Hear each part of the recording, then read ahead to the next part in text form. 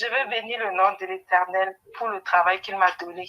Il m'a donné le travail d'une façon extraordinaire. Je n'ai jamais vécu ça. Je n'ai pas postulé pour un emploi. C'est vrai, j'étais vraiment en galère. J'avais déjà des soucis financiers. Ça faisait des mois où j'étais en formation et à cause de la formation, je ne pouvais pas travailler en même temps. Donc, j'étais en galère, j'étais même déjà endettée. Et la formation était finie en mai. Et j'ai commencé à prier, j'ai dit à Dieu que toi-même, dans ta parole, tu dis que le paresseux envoie la main dans le plat, il ne ramène rien à la bouche. Il faut qu'il travaille pour manger avec les enfants. Et quand j'ai dit ça, j'ai commencé un peu à chercher beaucoup plus du petit boulot qui me donne le temps de laisser les enfants à l'école et qui peut finir aussi avant que l'école ne finisse. Mais c'était compliqué. Et je m'étais rendu compte que quand je cherchais le travail, je trouvais le travail dans mon domaine, mais on me proposait beaucoup plus de contrats à durée indéterminée.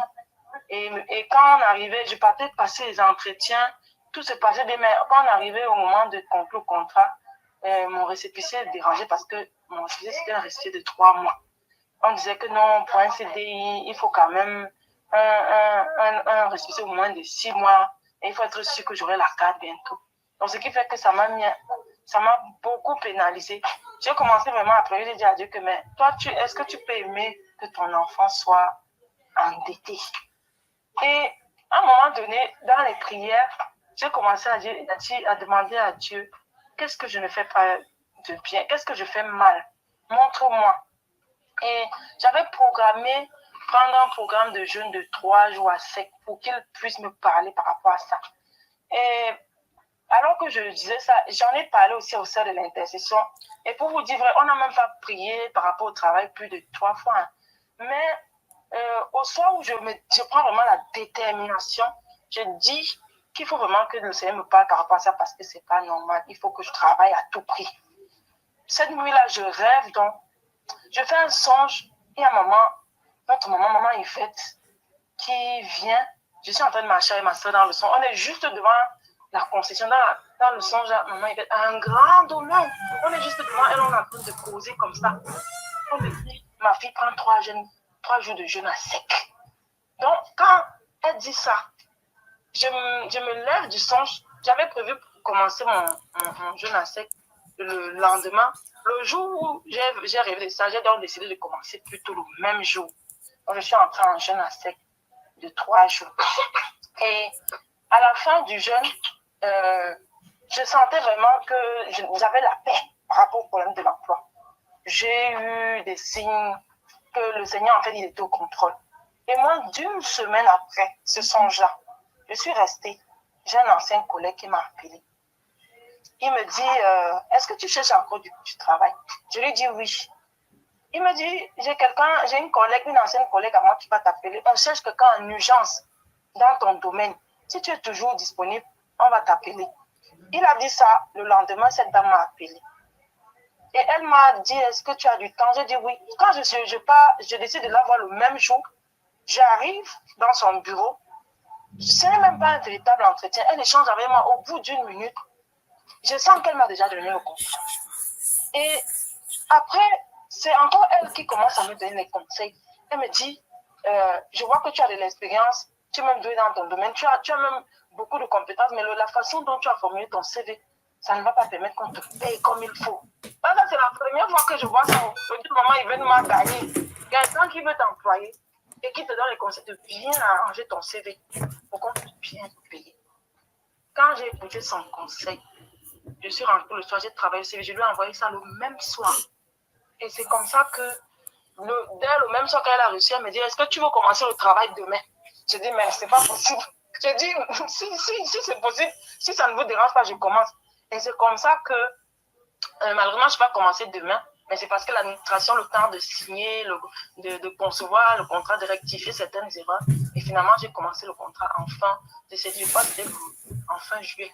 Donc aujourd'hui, comme ça fait exactement, on va dire presque 2 mois que j'ai commencé. Presque 2 mois. J'ai commencé ce contrat. Et quand je commence le contrat, cette dame qui m'a recrutée, ce que j'ai compris, c'est que cette dame a été mandatée pour moi-même. Je ne sais pas s'il y a d'autres enfants de Dieu dans cette boîte-là, mais c'était pour moi parce que c'est elle qui a compris que malgré mon récépissé de 3 mois, il fallait qu'elle me donne le travail. Ça coinçait, je vous dis, je ne comptais plus le nombre d'entretiens que j'avais. J'ai commencé même déjà à me décourager. Je disais que, ok, je reste comme ça, alors je vais m'endetter jusqu'à ce que le Seigneur lui-même va trouver la solution, me donner une solution. Et elle m'a employé malgré ce récépissé de 3 mois-là.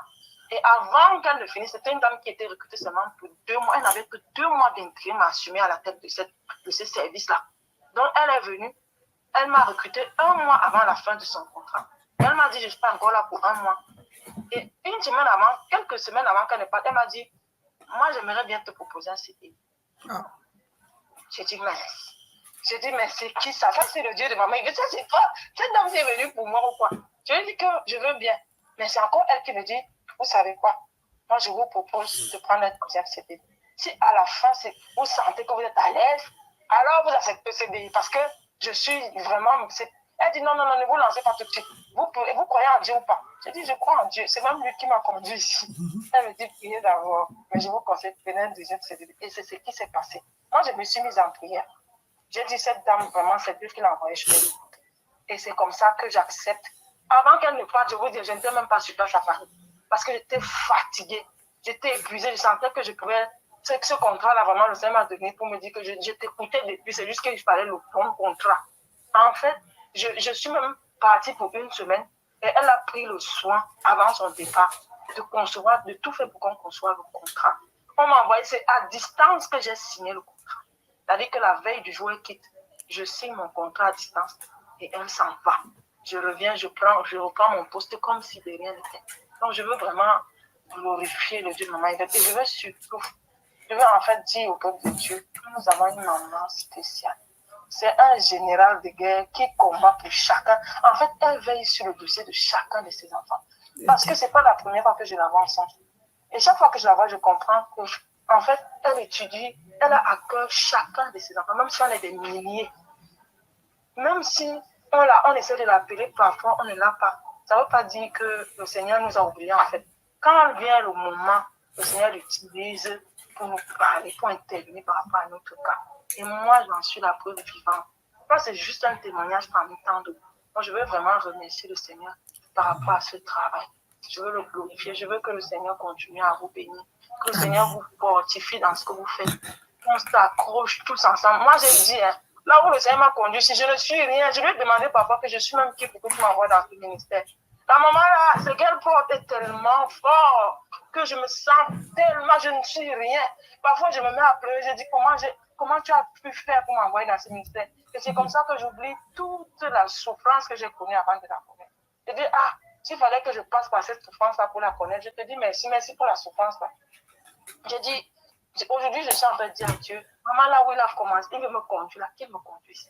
Je ferme les yeux, il me balade où il veut, je pars seulement. Je veux bénir le nom de l'Éternel et vraiment qu'il bénisse sa gloire. Je vous fortifie dans ce que vous faites. Au nom de l'Éternel. Amen. Amen. Sois béni. Sois béni, ma sœur Christiane, sois béni. Maman, quel témoignage. Le Dieu de Tikotak, le Dieu de l'impossible. Prophétesse Marie-Laure, mais non. C'est ça. Le Dieu de l'impossible, où les hommes disent, mais lui, c'est pas ce qu'il a dit. Le puissant, ce Dieu-là. Il a tout planifié, en fait. Il fallait juste son temps, je pense. Il fallait juste son temps, l'accorder, en fait, ce boulot-là. Il fallait juste son temps. Donc, tu ne peux pas le servir et puis tu manques de quelque chose. Il a dit, il pourvoira à tes besoins. Comment le Dieu de maman, il peut te laisser faim et avec des enfants? Impossible. Ouais. Mais non. Ce n'est pas un Dieu de confusion quand même. Ce n'est pas un Dieu menteur. C'est un Dieu de vérité, un Dieu de justice. Donc, du moment que tu t'occupes de son œuvre, il s'occupera de toi et de ta famille. Automatiquement. Automatiquement. Vraiment, ce Dieu-là, il est puissant. Il fallait juste le temps, ma soeur. Mais il savait ce que tu avais besoin. Mais il attendait, tu vois, tu as dit 3 mois. Il attendait vraiment le temps venu, le temps convenable pour que tu puisses rencontrer cette dame qu'il a mandatée des cieux pour toi, l'ange à laquelle il a mandaté pour toi. Est-ce que tu pourrais t'imaginer qu'un jour tu allais rencontrer cette dame-là? Non, c'est le Dieu de maman Yvette. C'est le Dieu de maman Yvette qui l'a mis devant ton nez. C'est le Dieu de maman Yvette qui l'a suscité venir. Te donner vraiment ce travail-là. Te donner vraiment ce cadeau-là que tu avais besoin. Que tu ne manques de rien et tes enfants.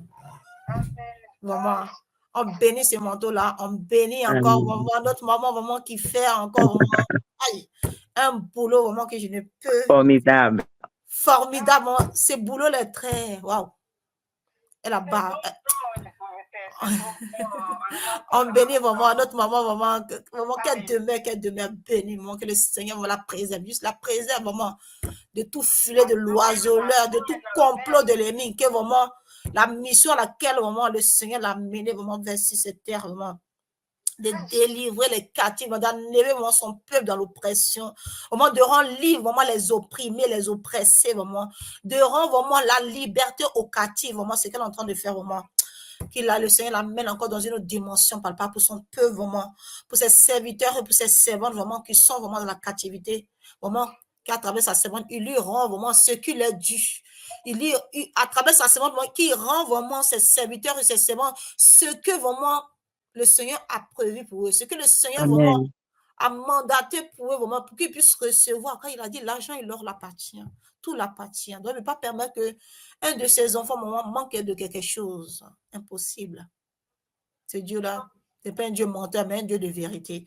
On le bénit vraiment pour ce qu'il a fait vraiment dans ta vie, pour le témoignage à laquelle on est en train de lui rendre gloire, qui continue vraiment à ouvrir les portes encore davantage dans ta vie. Que ce manteau-là vraiment continue encore davantage. Les portes s'ouvrent dans ta vie. Je déclare et je déclare vraiment que le manteau de moment ouvre tes portes encore davantage. Ça va venir, ma soeur. Amen. Soirée-là. Oui, prophétesse. Shalom, shalom, ma soeur. Vraiment, sois bénie. Elle a écouté la voix du Dieu de maman. Elle a écouté la voix de maman et elle a obéi. Et quand elle a obéi, les portes se sont ouvertes. Amen. Voilà, donc vraiment, je pense que le Seigneur nous parle de l'obéissance ici. Exactement. D'être prêt à écouter et à obéir, à exécuter. Exactement. Alors qu'elle soit bénie. Amen.